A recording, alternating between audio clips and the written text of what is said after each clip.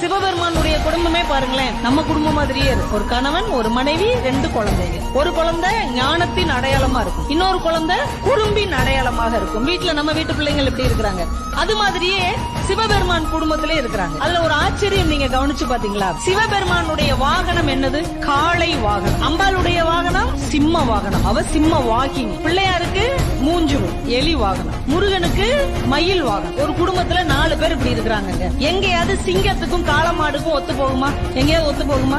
ஒத்து போகாது. பாம்புக்கும் மயிலுக்கும் ஒத்து போகுமா? பாம்புக்கும் எலிக்கும் ஒத்து போகுமா? மயிலுக்கு எலிக்கும் ஒத்து போகுமா? ஆனா 4 பேர் இதத்தான் வாகனமா வச்சிருக்கிறாங்க.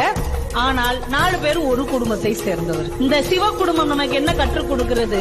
மனசுக்குள்ளே சகிப்புத்தன்மையும் அன்பும் ஒற்றுமையும் இருந்தால் எப்படிப்பட்டவர்களாக இருந்தாலும் ஒன்றாக வாழ முடியும் என்கின்ற ஒரு மாபெரும் தத்துவத்தை சிவபெருமானுடைய குடும்பம் நமக்கு கற்றுக்